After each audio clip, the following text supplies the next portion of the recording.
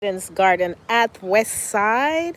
In today's live video, I want to share with you 7 mistakes that I used to make in this tropical garden and what I do now instead. So let's get right into it. I think the first mistake that I made as a tropical gardener was thinking that tropical means wet. And so, what I would do is, I always wanted to make sure that my plants were wet. And as a result, what I did was I overwatered my plants. They suffered root rots, and I have lost countless. I can't even count. I can't even tell you the number of plants that I've lost because of overwatering. Now, what I do, I check the soil.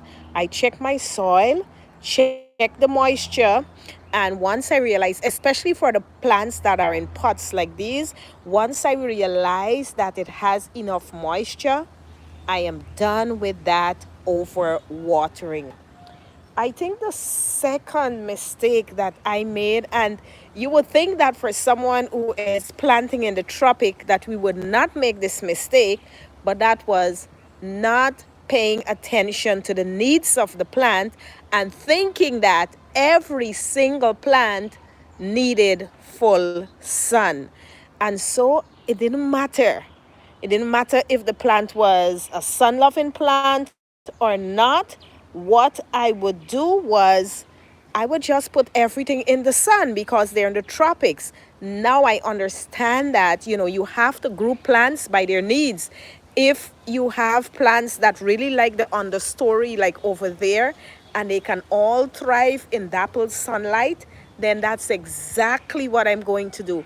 I am going to give them dappled sunlight, make sure that their needs are the same. For instance, even when I'm planting up the pots, I make sure that the plants that I'm putting in there, that they have the same kind of watering needs. So in that way, I am not suffering the plants, but I'm understanding the needs of the plant. I think the third mistake that I make is I didn't realize how important soil was. You see, when you live in the tropic itself, there are so many things that you take for granted. Even the fact that I have to amend the soil, I have to think about the health of the soil, I have to do things to improve the health of the soil. I can change the health of the soil. These were not questions that I used to take into consideration. These were not even things that I thought about. But then I realized that you must have rich, well draining soil here in the tropics if you want your plants to thrive. And as a result, I am a compost queen now. I compost, I use worm castings, I use a lot of mulch, grass, we have our compost bed at the back, and now we are really ensuring that our plants have good soil. I think the fourth mistake, and I'm still struggling with this one, let me just show you, and that is overcrowding the plant. I think overcrowding is something that I really like. I like to see plants close together. Like if you look over here, you will notice that the plants are really close together. But one of the things that I was not doing, I was not ensuring that each plant had ample place and space so that when it grew to its full maturity, it will not be suffering in there. And that is one of the things that I change now. Now I understand that, you know what, I have to give my plants room to breathe and to grow. Even though I like to see them together like this, I have to think about mature height, how much space a plant would need, and all of that beautiful stuff. All right, so I think that's 4. Number 5. Number 5 You see, when you live in the tropic, you would think that, oh my gosh, you're in the tropics, so you know about tropical plants and you know about their needs. But sometimes I did not look around me and look at nature and look at permaculture and actually look at how things are done here. And so this mistake was leaving the ground uncovered, not mulching. If you look over here, you will see that that's no longer the case. I look at nature, I look at the way tropical plants grow, and now I fill every nook and cranny with plants.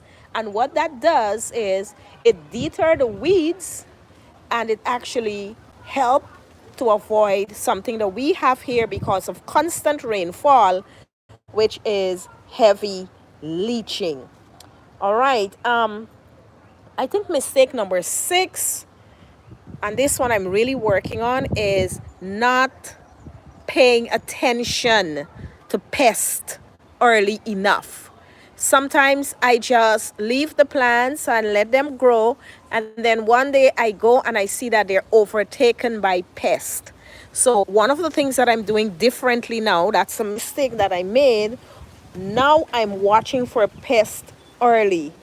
I am looking at the plant. I do plant check. I check under the leaves, and I even spray now prior to any kind of attack.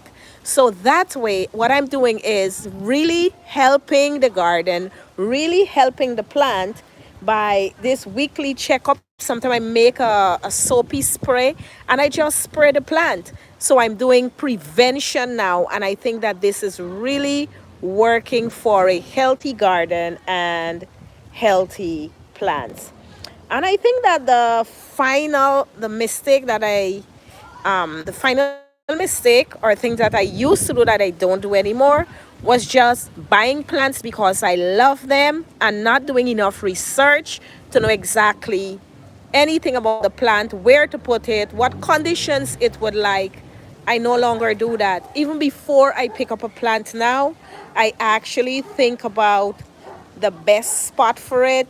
I actually think about where it will thrive, where it will grow well. All of these I take into consideration. One of the things that I would say, if you're into tropical gardening, understand that tropical gardening is a journey. And me personally, I've made plenty of mistakes. But each of these mistakes, what they've done is they have taught me something.